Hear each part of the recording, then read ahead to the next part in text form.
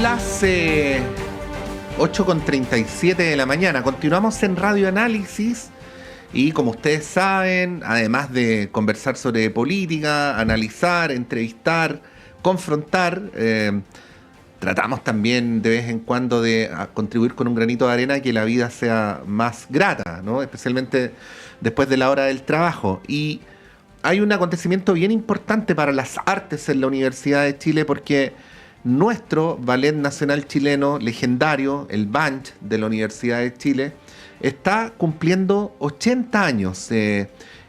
Para tal efecto se ha establecido un programa que es una retrospectiva de su director artístico desde hace ya algunos años, Matthew Guillamón. Este jueves 15, mañana, y el viernes 16, va a ser el turno de la triada compuesta por las obras Euritmia, Chacona y Bolero. Tenemos 5 entradas dobles. Tania, ¿para qué días son? ¿Para mañana? Para el jueves, para mañana jueves, efectivamente.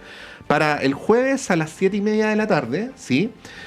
Para regalar a los primeros que llamen al 229771579. De esa manera entonces pueden ver esta maravilla de la cultura chilena que es el BANCH. En poquitos segundos o en poquitos minutos les contamos quiénes son las y los ganadores. Dicho lo dicho, saludamos a la editora general de nuestro departamento de prensa, Montserrat Rolano. Buenos días, Monse. Muy buenos días. Y a nuestros panelistas desde Antofagasta, la doctora en Ciencias Políticas y Académica de la Universidad Católica del Norte, Francis Espinosa. ¿Cómo estás, Francis? Bienvenida. Muy buenos días, gracias por tenerme nuevamente en su programa, Patricio, Montserrat y John. Sí, y con la elegancia que lo distingue siempre, pero hoy en particular, don John Enríquez. Bienvenido, John. Hola Pato, hola Monse, hola profesora Espinosa, muchísimas gracias por la invitación y a propósito de buenas noticias, no es mi equipo de fútbol, pero felicitaciones a los hinchas de la U que además trabajan en la radio de la Universidad de Chile. Gracias, John. Yo como hincha de ese club lo agradezco personalmente, pero sí, lo hacemos extensivo. Sí, pero ¿para qué vamos a hablar de la Libertadores? Sí, no, pero esta universidad está llena de hinchas de la U, así que no ser de la U en esta universidad es una... Claro. Es una, ¿cómo decirlo? Como una disfuncionalidad, ¿no? Sí, que algunos padecemos, hay que confesarlo, sí. Sí, pues el Pato es del archirrival. Bueno, no es de fútbol de lo que queremos partir comentando, John, Francis. Hay harto tema durante esta semana que ha estado particularmente acontecida, que ya estamos recién a miércoles, ¿no? Pero quería partir con el tema del caso Procultura, que tiene varios tentáculos, varias aristas, como lo queramos ver.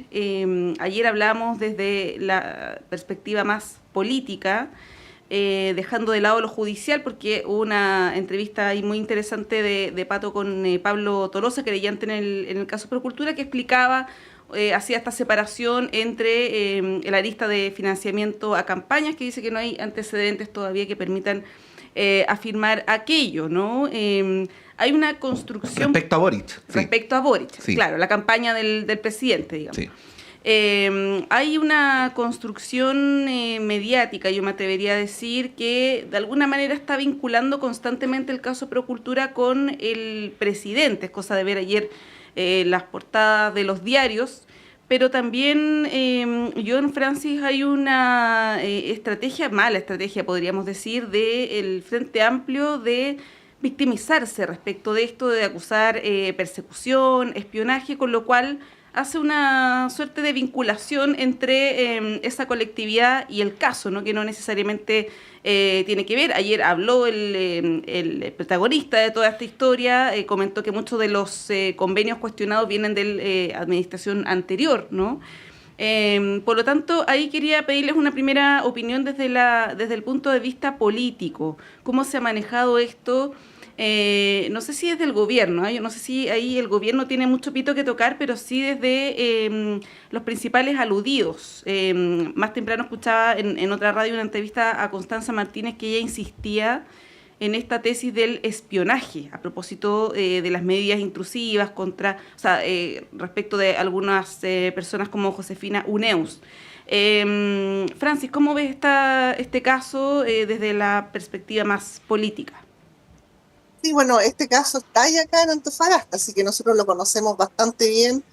No sé si decir tenemos el know-how en el caso, pero La verdad es que, digamos, los medios, el medio local, por ejemplo, la prensa local ha sido insistente en ir generando toda una, digamos, una agenda periodística que tiene que ver con los amigos cercanos, que están involucrados, por el caso de Catalina Pérez, digamos, todo, digamos, cómo se ha dado el juicio a Catalina Pérez, etcétera. Y bueno, señalar que en general, digamos, este procedimiento, digamos, que se instala efectivamente en el gobierno anterior, un poco en la incapacidad del Estado para ir supliendo necesidades, sobre todo territoriales, ¿no? En el caso de los campamentos, y que un poco hace una especie de outsourcing desde la perspectiva empresarial, y finalmente las organizaciones van accediendo a fondos para ir un poco cumpliendo este rol del Estado, que un poco lo planteaba, digamos, Mariana Mazzucato, esta idea del Estado emprendedor. Pareciera ser que tiene esa capacidad en el fondo de generar, entre comillas, negocios que finalmente le ayuden al Estado a cumplir con su rol. O sea, yo creo que ahí había como más o menos una idea, digamos, romántica de eso, y que finalmente se instala una cosa más, creo que la han llamado también una pyme de influencias, y una serie de, digamos, de amiguismos que van en relación al caso. Ahora, políticamente, yo creo que, digamos, el poder se comporta de manera determinada, ¿no? O sea, el poder generalmente tiende a blindar al estrato más alto, que en este caso sería el presidente, y, digamos, corta por los hilos más delgados, que en este caso fue el Seremi, digamos, Carlos Contreras, que era el Seremi de Vivienda, si mal no lo recuerdo, y desde ahí, digamos, un poco el oficialismo pensó que podía atajar, en este caso, la problemática. Y como bien dice Montserrat, básicamente se ha instalado, digamos, una mala prensa, y una mala prensa que en el fondo deja al descubierto dos casos, que es este caso, como fracaso del gobierno, y el caso Monsalve. Entonces yo tengo la impresión de que es difícil, digamos, manejar políticamente la mala prensa, o sea, cómo trabajamos la mala prensa y de qué manera pudiésemos construir una estrategia política comunicacional que ya, digamos, deje de lado esta estrategia del blindaje, sino más bien, digamos, genere, digamos, algunas aristas más significativas que permitan, no sé si aislar, pero permitan dar vuelta a la página. Ahora, una de las preocupaciones que a mí digamos, y con esto termino para darle el pase a John, una de las cosas que a mí me preocupa es que el presidente sale a decir caiga quien caiga, y todas estas cosas tan rimbombantes, que al final uno se pregunta, pero no es lo que corresponde a un primer mandatario, o sea, es su responsabilidad. No tiene por qué discursivamente señalarlo como que fuera, digamos, algo especial que él hiciera en relación a su cargo. Yo creo que digamos, quien esté en la cabeza tiene que asumir las responsabilidades. Entonces me da la impresión que esos discursos más bien le hacen un efecto boomerang, un efecto perverso a lo que es su gestión política. Sí.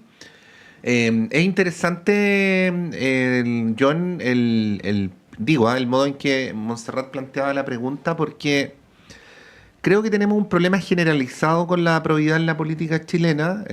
Con el paso de los años nos hemos ido dando cuenta de que no era tan cierto, que parecíamos aislados en comparación con otros países del problema, y que en tal condición es transversal, ¿no? Yo, por el otro lado, entiendo que en circunstancias como las de cualquier gobierno, las oposiciones ejercen más que el gobierno el rol fiscalizador, ¿no? Así es que eso también es cierto y hay que saber conciliarlo, pero este tufillo a veces de cuando los hechos de corrupción parecerían ser como solo en la vereda de frente, sin en el propio, no ayudan mucho, si bien yo entiendo que son necesarios, no ayudan mucho a la comprensión más profunda y estructural, porque indudablemente, si uno quisiera ir al fondo, y ahí ya te doy la palabra, el caso Procultura es consecuencia de una falencia institucional y que era la laxitud con la cual se administraban los recursos de los gobiernos regionales. Adicionalmente está el tema del gobierno central, que hay que analizarlo en su propio mérito, pero digo, además de perseguir a los actuales responsables, si no vamos a resolver esas cosas más profundas, podría pasarle al siguiente gobierno fuera cual fuera, ¿no? ¿Cómo ves esto que es difícil conciliar, ¿no? La relación entre señalar lo puntual y abordar lo estructural.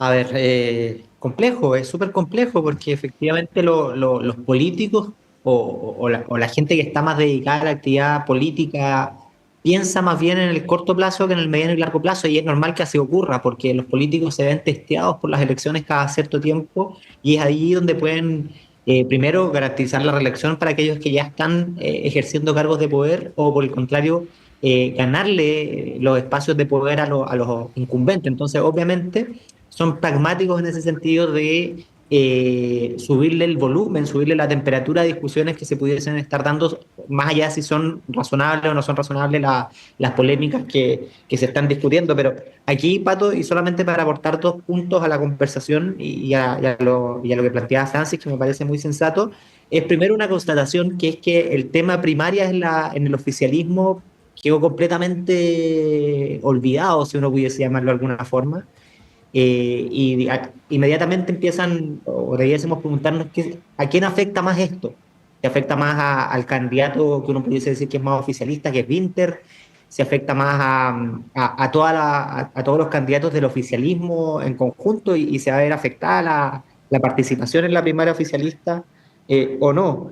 Y lo digo porque hoy día pareciera ser que nadie conoce a Alberto Larraín. Escuché la misma entrevista que escuchaba la Montserrat respecto a la presidenta del Frente Amplio, que decía que Alberto Larraín no era del Frente Amplio, que la única militancia formal que ha tenido en su vida es con la democracia cristiana. Es decir, que no es nuestro muerto, si uno pudiese decir de alguna forma, sino que es más bien de la ex nueva mayoría o de la ex concertación. Viene de ese mundo, vienen como con esas malas prácticas que quizás el Frente Amplio quisiera olvidar o desentenderse de alguna forma. Sí, Y respecto ahí John bien breve, hace un par de días la segunda tituló, si te he visto no me acuerdo, le salió bueno el titular. absolutamente, Sí.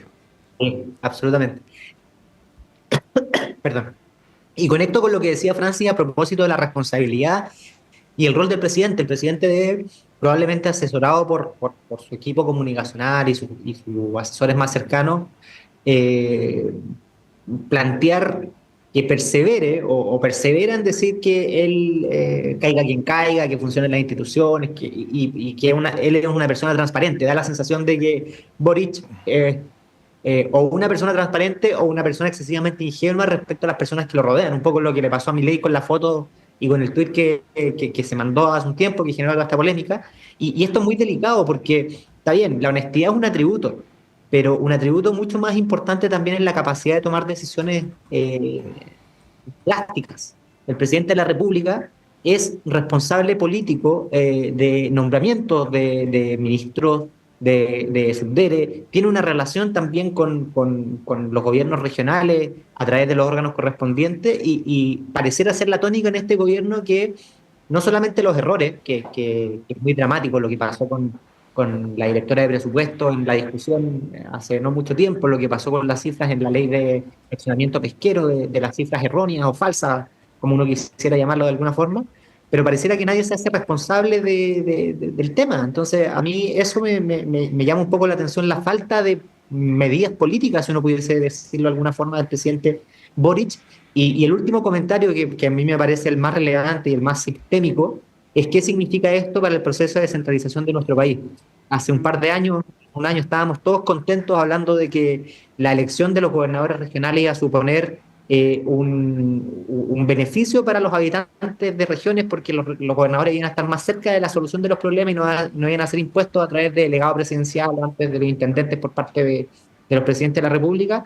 Y no sé si es un problema de los gobernadores que escogimos en las distintas regiones, no sé si es un problema de la institucionalidad, pero desde luego que esto nos llama a repensar el proceso de traspaso de funciones y atribuciones que estaban teniendo los gobernadores para efectos de prevenir que esto vuelva a ocurrir en el mediano plazo, porque obviamente, y aquí estoy completamente de acuerdo con ustedes, esto le podría haber pasado a un gobierno oficialista, a un gobierno de derecha, porque en definitiva hay un problema que es mucho más profundo, que es de probidad, de compliance en el sector público, que es mucho más relevante.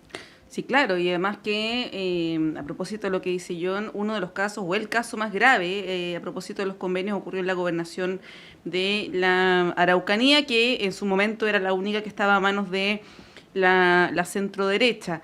Claro, es un tema complejo y lo que tú planteas de la descentralización es una de las aristas muy, muy importante. En su momento hubo una comisión de probidad y transparencia encabezada por María Jara Quemada, que elaboró una serie de propuestas y la verdad es que a un par de años de aquel trabajo no hemos visto muchos frutos de eso, ¿no? Sería interesante saber en qué está aquello. Francis, bueno, hay otra arista que se desprende de esto, que está a medio camino entre lo político y lo judicial, que son estos cuestionamientos hacia el trabajo del Ministerio Público. Uno ha visto ahora a parlamentarios, por ejemplo, del Partido Republicano, casi con poleras que dicen fiscal Cooper, yo te apoyo, ¿no? Estoy haciendo una exageración, pero ha habido puntos de prensa de la oposición en el Congreso donde le prestan su apoyo explícito al fiscal Cooper, cosa que es bien llamativa porque hace no mucho tiempo los mismos parlamentarios estaban cuestionando al fiscal Armendáriz por la investigación respecto del ex general Ricardo Yáñez, ¿no? De hecho, voy a citar una declaración de la ahora candidata Evelyn Matei, quien, ustedes se acuerdan, para este asesinato de los 3 carabineros en Cañete. Ella aprovechó, sin que nadie le preguntara, de hacer una crítica a la Fiscalía por estar investigando al ex general director de Carabineros. Ella planteó, y lo voy a leer textual: preocupa que autoridades que están por encima de Carabineros, que están socavando su poder y la eficacia con la que pueden actuar. Me refiero, por ejemplo, a fiscales que están inventando delitos para tratar de sacar al general director de su puesto. Lo dijo eso en una entrevista con Canal 13 en ese contexto de que, bueno, había varios ahí representantes políticos en el sur, y esta declaración fue bien cuestionada en su momento, pero fue respaldada, por ejemplo, por su partido, por la UDI, ¿no? Y por otros integrantes de Chile Vamos, donde hace una crítica explícita a la Fiscalía, ¿no? Sí. Entonces, esto de nosotros somos defensores de las instituciones y ustedes atacan las instituciones es un argumento bien débil, ¿no? Sí, y bueno, y tampoco ayuda que para señalar el asedio o el eventual asedio de algún sector político sobre algún fiscal, haya otro sector político que en vez de defender principios generales defiendan al fiscal, porque finalmente profundizan la idea de que el fiscal parece ser más de uno que de otros, ¿no? Así es. Francis, hay una opinión al respecto, ¿no? Porque es algo que ya estamos bien acostumbrados, lamentablemente, los últimos años, que dependiendo de la investigación se apoya o no a las instituciones. Ahí hay una falta de coherencia que es bien explícita y bien transversal, lamentablemente. Sí, yo creo que últimamente le estoy dando vuelta al concepto pornografía, ¿no? Ya lo señalaba Bill Chung-han en el sentido, digamos, del exceso de honestidad del presidente que se convierte en pornografía, pero yo quisiera ocupar el concepto de pornografía en términos de que hay cosas que uno pudiese entender desde una política realista, desde la perspectiva, en el fondo, de que cada uno protege sus propios intereses, como la política internacional lo hace, ¿no? Pero ya cuando esa cosa se vuelve grotesca, ¿no? Se vuelve pornográfica, ¿no? Se vuelve... Efectivamente, la palabra grotesca también es una palabra que me parece adecuada, porque no puede ser que siempre se esté defendiendo los intereses por sobre, digamos, la política que debiera tender a una cosa más de bien común. Entonces, efectivamente, dependiendo, digamos, de dónde primen los intereses, es que se defiende a un fiscal o se defiende a otro. Ahora, habría que señalar que, en definitiva, el Ministerio Público es un ministerio que da, digamos, que tensiona el poder y que tensiona los otros poderes. Y además tengo la impresión, digamos, un poco pensando en nuestro fiscal regional, que hay una suerte, digamos, de personificación actoral en quien, en este caso, está a cargo del Ministerio Público, y se convierten, digamos, en personajes muy curiosos, ¿no? Yo diría que casi, no diría pornográficos, pero sí diría personajes que en el fondo sienten que tienen un poder, digamos, determinado, y actuar, digamos, como este protagonista, digamos, de alguna serie, ¿no? Seguramente han visto muchas series también, pero hay toda una personificación interesante, lo que diría Erwin Goffman, ¿no? cómo esa personificación impacta la política e impacta la tensión entre los poderes. Ahora, lo que dice la Constitución es que en definitiva los poderes son autónomos y no debieran estarse golpeando unos, digamos, con otros. Pero tengo la impresión de que desde la personificación, desde la autoridad, en este caso de quien ejerce el poder, hasta la relación del Ministerio Público con los otros poderes, es una cosa que en el fondo ya se vuelve un poco grotesca, pornográfica, y creo que le hace poco, digamos, le hace flaco favor en el fondo a lo que constituyen, en primer lugar, digamos, los procedimientos investigados y un poco digamos, la legitimidad de los procesos y de la institucionalidad frente a la ciudadanía, porque lo más preocupante cuando se erosionan las democracias es cuando no hay robustez institucional. Entonces yo tengo la impresión de que este tipo de acciones, este exceso de intereses propios, esta autoridad excesiva de quienes ejercen el poder y esta pugna entre los poderes finalmente va debilitando la institución, va erosionando la institución y, digamos, es todo lo contrario de lo que necesitamos en una democracia como la nuestra. John. Muy breve, tiendo a estar de acuerdo con lo que plantea Francis aquí. Yo creo que primero hay dos grandes temas. Uno, las autoridades de instituciones de esta naturaleza, jueces de la República o fiscales del Ministerio Público, creo que han perdido, especialmente en el caso del Ministerio Público, han perdido la prudencia que requieren este tipo de cargos. O sea, no tienen que tener protagonismo.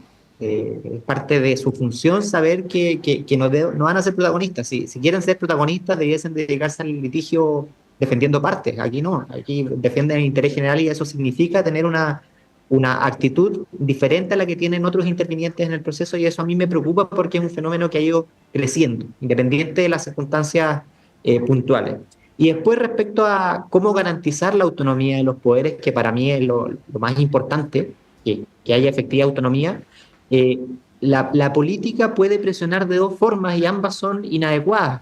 Pero el problema es que hemos visto que en el último tiempo hemos pasado a la presión a través de la acción. Una cosa son las declaraciones, que si las autoridades tienen, del Ministerio Público o el Poder Judicial, tienen autonomía efectiva, las ignoran, y está bien que así sea, porque no tiene sentido que las tengan en consideración, que son las presiones de carácter político, declaraciones por la prensa, cuñas, etcétera.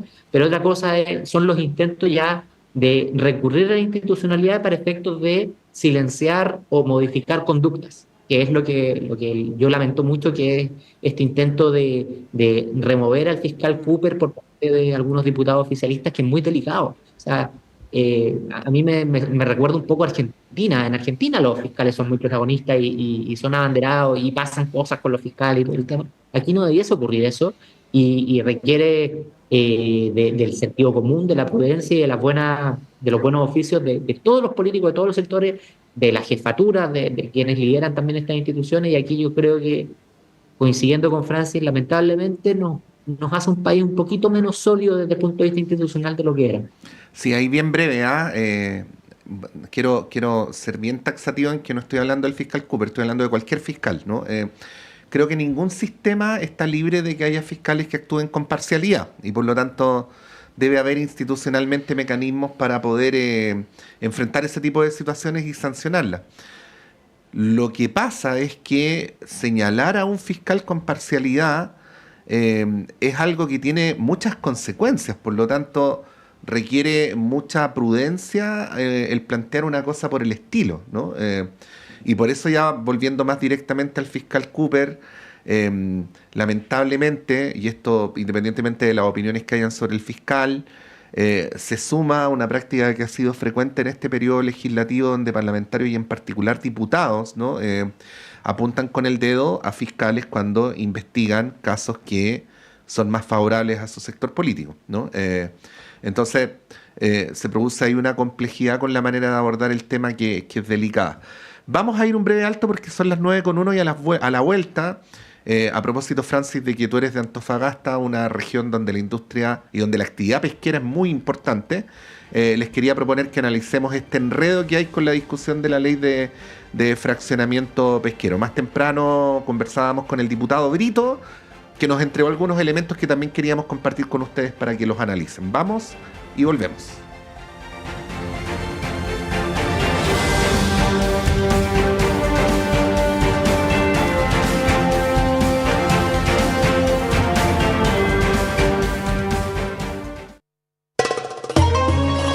¿Qué pide Palestina? El respeto al derecho internacional. Solamente eso. Una de las mayores catástrofes de este siglo XXI se vive en Palestina. Y nosotros, el domingo a las 9 de la mañana, hablamos de Palestina. Palestina por siempre en Radio Universidad de Chile. Encuéntranos en la plataforma Spotify y sintonízanos en Radio Universidad de Chile el domingo 9 de la mañana. Palestina por siempre. Palestina por siempre.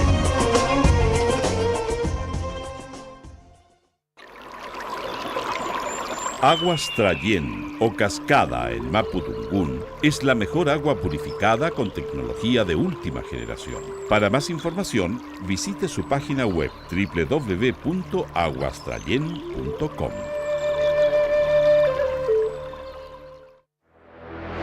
La Magia Azul, el verdadero programa de la U. No te olvides de sintonizarnos los lunes, miércoles y viernes a las 15 horas en el 102.5 FM y también en radio.uchile.cl. Aquí encontrarás todo el análisis deportivo del Club Universidad de Chile con los comentarios del reconocido Héctor Tito Aguado. La Magia Azul es tu mejor fuente de información y pasión por la U. Síguenos en nuestras redes sociales.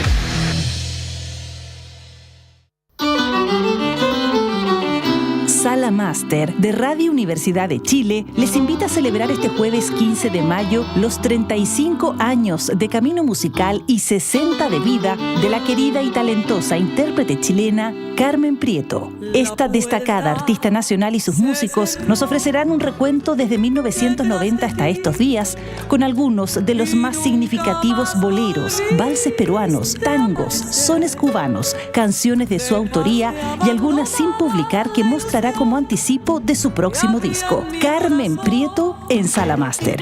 Este jueves 15 de mayo a las 19:30 horas y junto a grandes invitados celebraremos a una artista de la música chilena que cuenta con el cariño de su público más allá de nuestras fronteras. Entradas disponibles en portaltickets.cl y más información en www.salamaster.cl.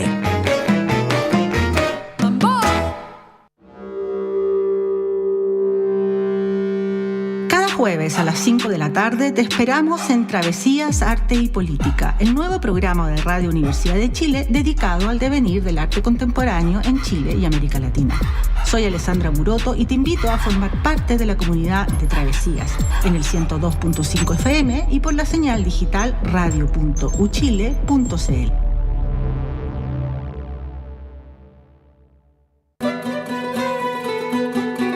Radio Universidad de Chile, 102.5 en la banda de frecuencia modulada, te invita a escuchar Caleidoscopio de la Salud. Del Departamento de Enfermería de la Universidad de Chile, un programa que respeta la autonomía y apoya la decisión informada de las personas frente al cuidado de su salud y la de otros. 110 años a la vanguardia de los ciudadanos en la salud del país. Caleidoscopio de la Salud, todos los sábados a las 12 horas.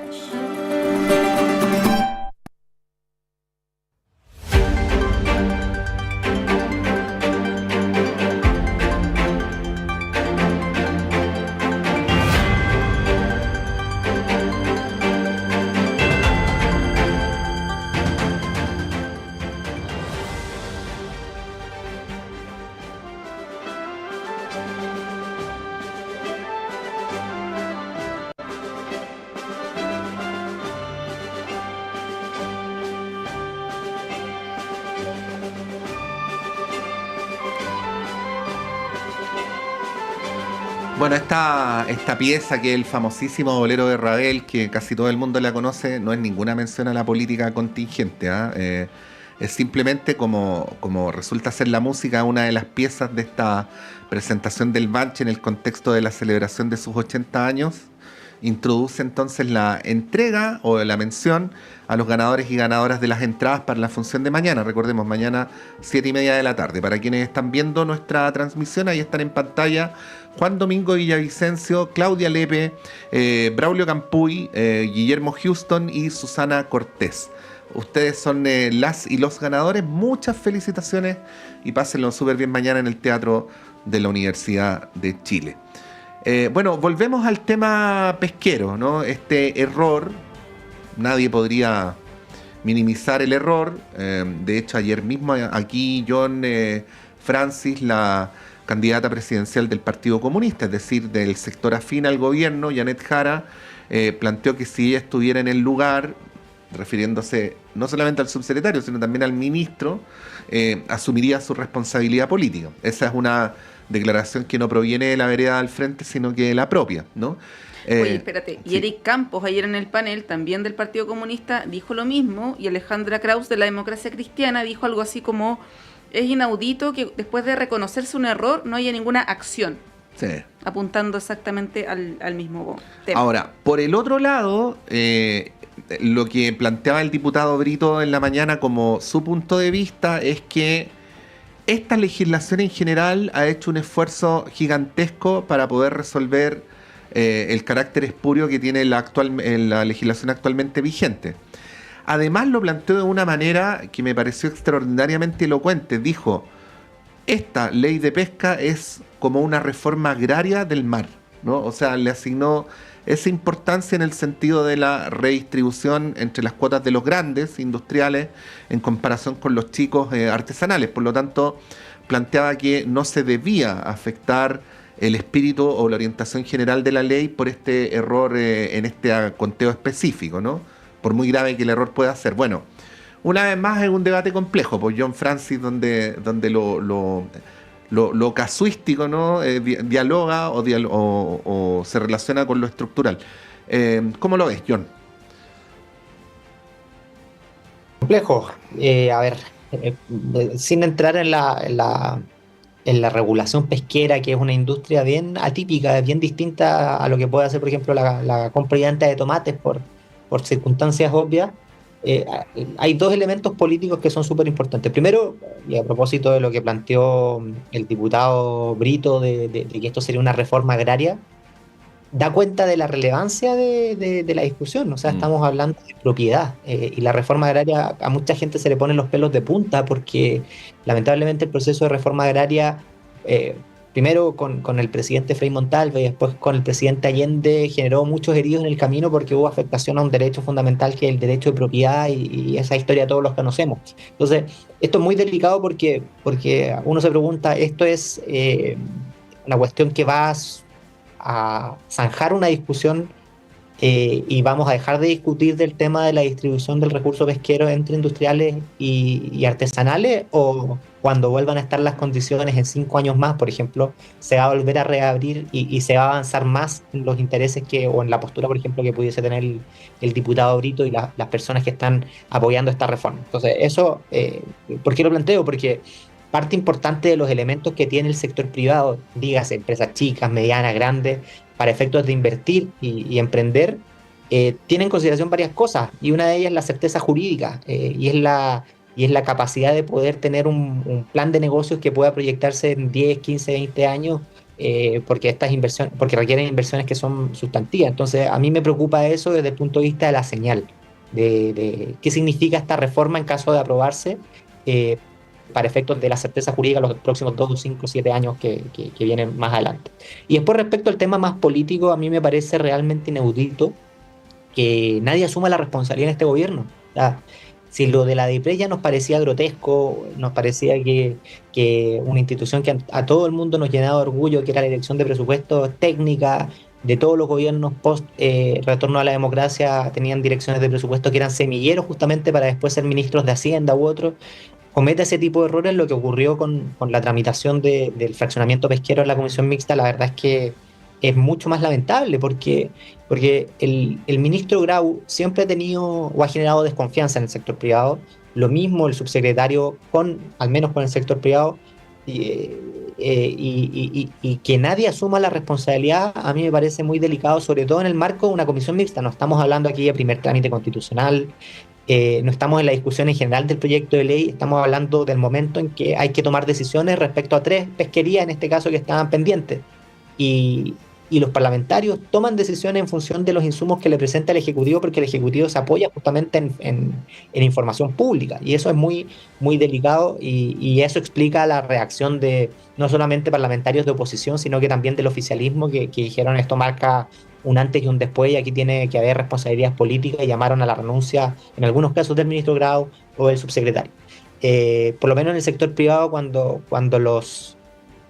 se cometen errores o negligencias de esta naturaleza, quienes asumen la responsabilidad son los jefes, y después toman las decisiones hacia abajo, si remover a las personas involucradas o no, pero son los jefes los que un directorio no va a llamar a un abogado junior, sino que va a llamar al fiscal de por qué se equivocó, y lo va a remover o lo va a hacer una reprimenda proporcional justamente al daño infligido. Y en este caso, a mí me llama profundamente la atención la liviandad con la que se toman este tipo de errores, porque ensucia la tramitación de una ley que es súper importante para el Ejecutivo, y donde me consta se hayan hecho esfuerzos por hacer una discusión transparente, abierta, donde se hayan escuchado a todos los actores, especialistas, en primer trámite, en segundo trámite, en comisión mixta, y deja un manto de dudas si hay mala fe, si hay si hay negligencia, pero en ambos casos deja muy mal parado de nuevo al presidente de la República en primer término, y desde luego también al ministro Grau y al subsecretario.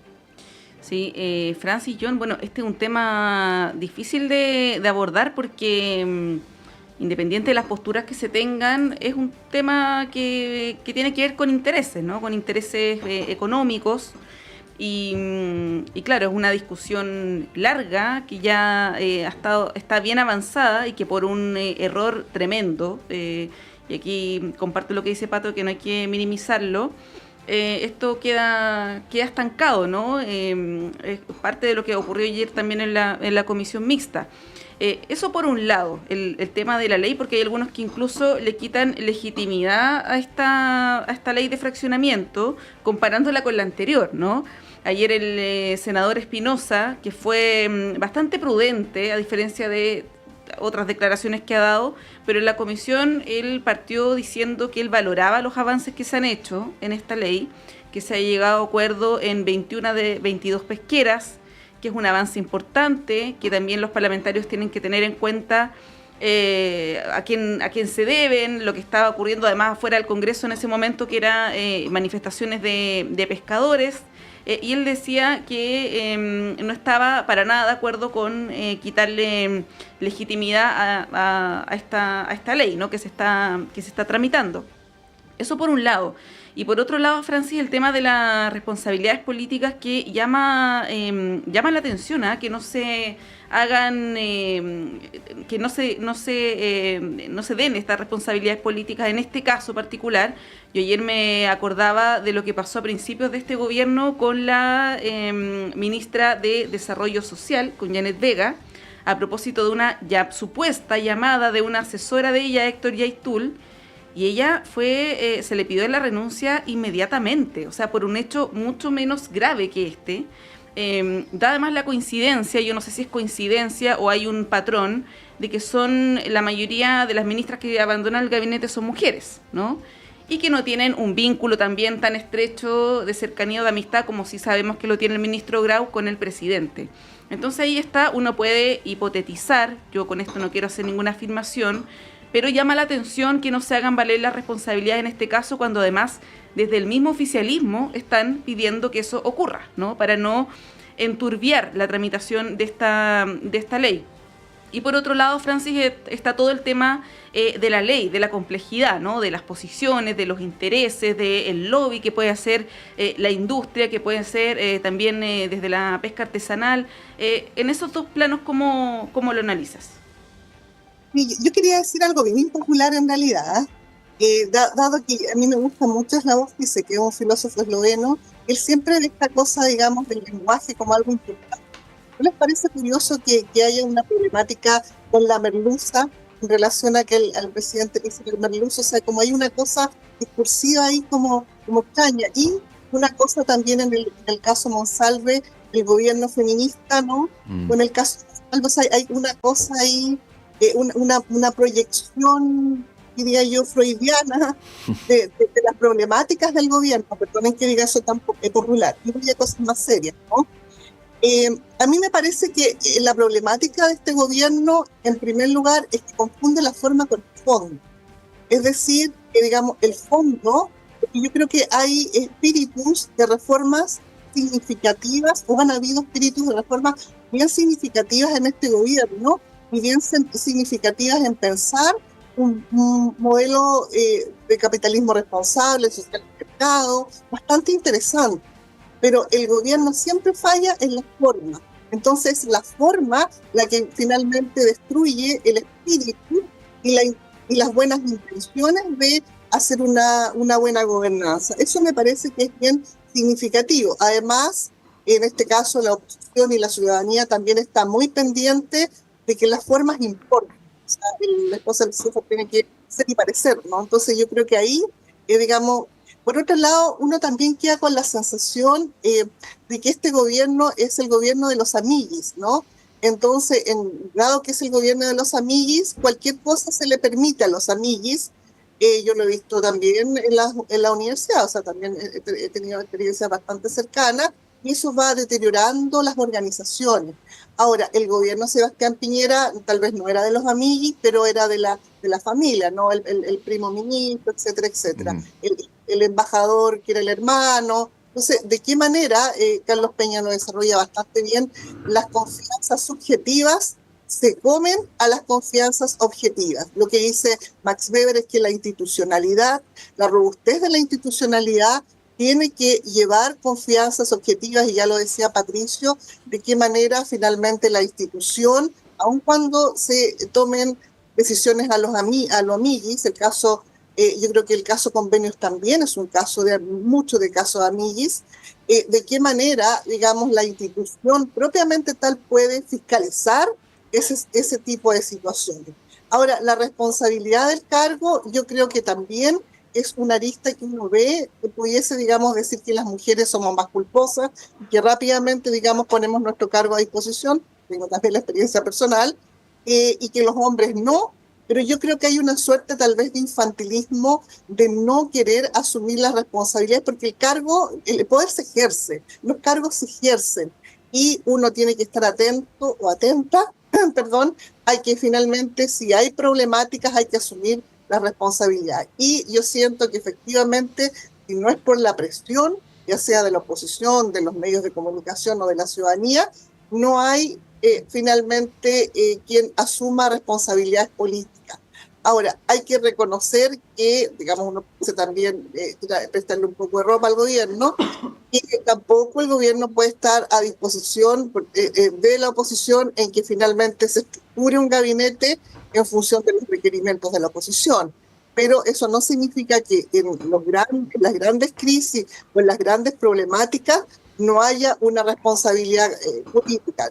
Yo creo que no la hubo en el caso del ministro de Vivienda, en el caso Convenios, y tampoco la ha habido en este caso en el ministro Grau, que pareciera ser que también es una suerte de ser que siempre está en los condoros, ¿no? O sea, podrían instalar un condorímetro ahí en la moneda para ver de qué manera finalmente se puede ir fiscalizando, porque no puede ser que las cosas siempre vayan mal por efectivamente la forma.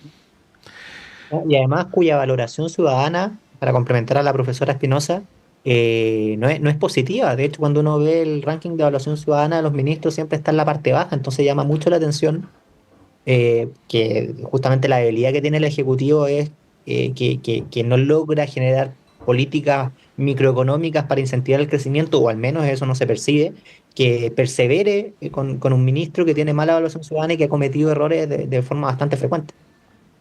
Sí, bueno, queríamos dejar los últimos minutos, John, Francis, para preguntarles sobre un tema, mira, entre medio de la gira Asia, de Procultura, de la muerte de Mujica, del fraccionamiento pesquero, ¿de qué más? Caso Convenio, El tema de la crisis de TVN ha pasado un poco desapercibida, pero creo que es un temazo porque, por un lado, está la declaración del directorio, paréntesis, con la renuncia de Pilar Molina, ¿no? Entre medio.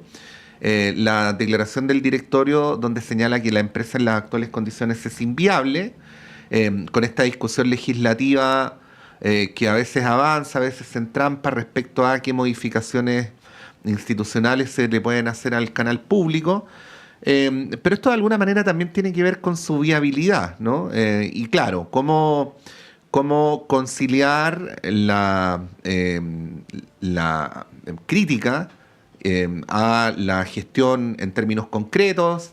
Se habla, por ejemplo, Johnny Francis, de que durante esta administración se han pagado más sueldos millonarios a ejecutivos y rostros que antes, que eso además genera una situación de extrema desigualdad salarial al interior del canal, de los fracasos en ciertos proyectos de programas, pero por el otro lado también esta rareza de pedirle al canal público que se autofinancie, ¿no? Que es una suerte de enteleque institucional que nunca ha terminado de resolverse bien, ¿no?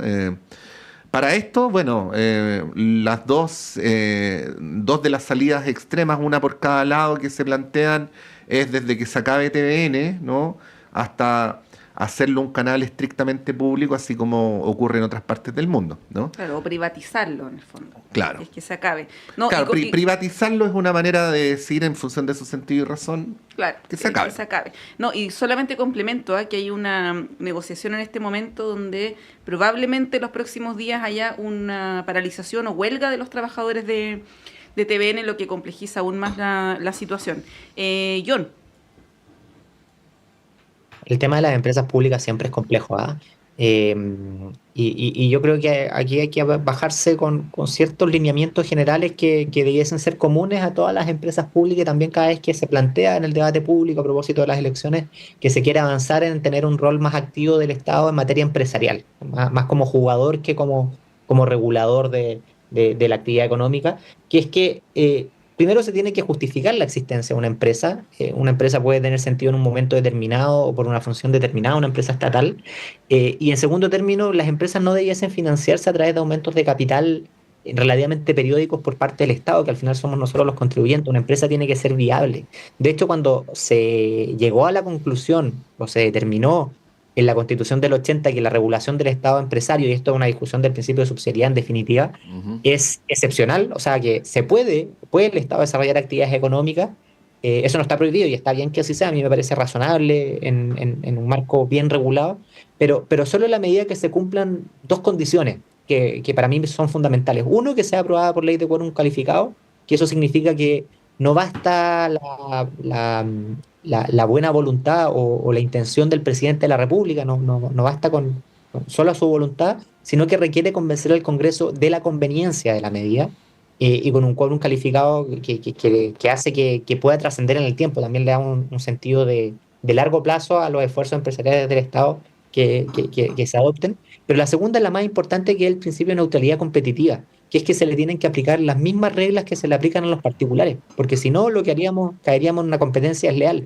Si tú estás subsidiando, por ejemplo, a TVN, y estás inyectando recursos estatales, o ocurre lo mismo con otras empresas estatales, ¿qué incentivos va a tener los medios de comunicación privados para efectos de desarrollar actividades económicas? Porque al final, una empresa, el fin de la empresa es obtener utilidades, en algunos casos para los accionistas que son privados y en otros casos para el accionista que es el Estado. Entonces, me parece muy bueno que se mantenga esa norma, que se mantenga el 19 número 21 inciso segundo, y me parece muy preocupante el momento actual de algunas empresas públicas que desde el punto de vista financiero parecen no ser viables, y hay que tomar decisiones. Hay que tomar decisiones como se adoptan en el sector privado, de hacerlo más eficiente o, dependiendo del caso, en definitiva de cerrar la empresa si es que la empresa en el largo o en el mediano plazo es completamente inviable desde el punto de vista financiero. No soy experto, no conozco ya la situación de TVN como para aventurarme en el caso, pero yo creo que esos son los lineamientos que uno debiese tener para efectos de aproximarse a una discusión tan compleja y tan frecuente como esta. Sí, parece, Francis, que se ha llegado a un punto de inflexión en el caso de TVN, esta vez sí. Y ahí la pregunta es, bueno, cuando ocurren estas situaciones hay que tomar decisiones, ¿no? Y ahí la pregunta, Francis, es ¿qué decisión o hacia dónde debiera estar, a tu juicio, orientada esta decisión? Ahí Pato entregaba un par de alternativas, quizás tú ves alguna otra salida. ¿Cuál es tu mirada al respecto? Y yo creo que el cuestionamiento tal vez sea el rol de empresas privadas que finalmente se conviertan como en mausoleos, en estos monstruos, ¿no? En estos elefantes blancos, digamos, en tiempos neoliberales y con un modelo neoliberal que tenemos en Chile. O sea, yo creo que no debieran ser compatibles. Ahora comparto el punto de vista de John, en el fondo, que también lo plantea Mariana Mazzucato, lo dije anteriormente, esta idea del Estado emprendedor, de qué manera el Estado puede generar empresas que pudiesen ser rentables.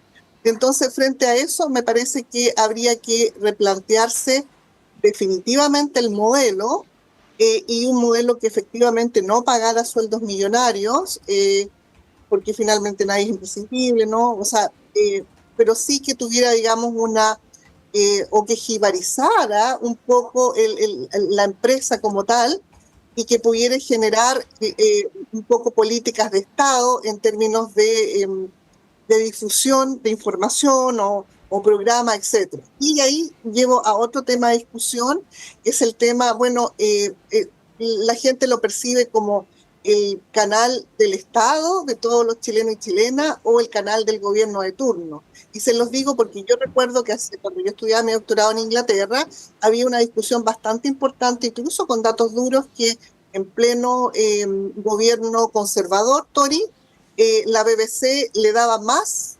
espacio al Partido Laborista. Entonces, digamos, la sensación que quedaba era que finalmente la BBC era laborista.